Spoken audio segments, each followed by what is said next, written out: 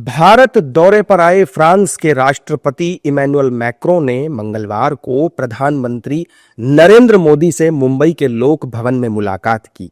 इस बैठक के दौरान दोनों नेताओं ने भारत और फ्रांस के बीच आपसी रिश्ते और ज्यादा मजबूत करने पर जोर दिया। दोनों नेताओं के बीच रणनीतिक सहयोग, व्यापार, रक्षा सहयोग और आपसी हितों के वैश्विक मुद्दों पर बातचीत भी हुई।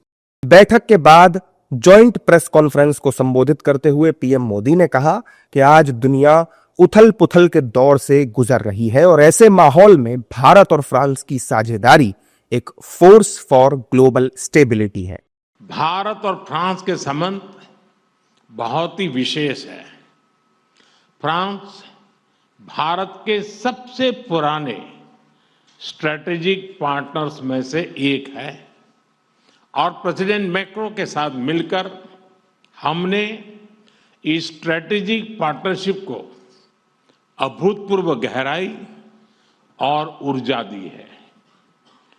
इस विश्वास और साझा विजन के आधार पर आज हम अपने संबंधों को स्पेशल ग्लोबल स्ट्रेटेजिक पार्टनरशिप के रूप में स्थापित कर रहे हैं।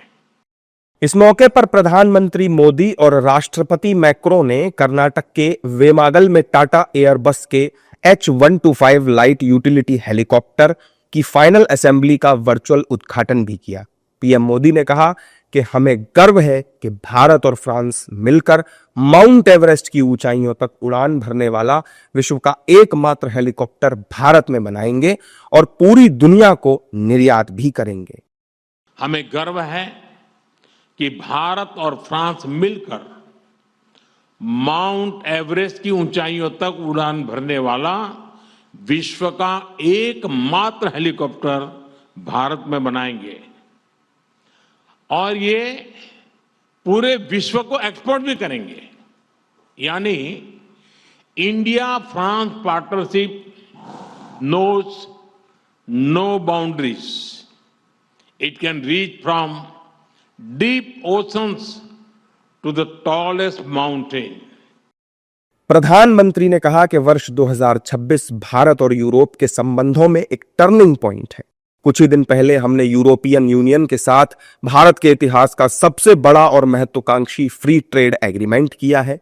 पीएम मोदी ने यह भी कहा कि भारत और फ्रांस मिलकर Indo French centre for AI in health, Indo French centre for digital science and technology और national centre of excellence for skilling in aeronautics launch करने जा रहे हैं। राष्ट्रपति मैक्रोन नई दिल्ली में आयोजित एआई इंपैक्ट समिट में भी हिस्सा लेंगे।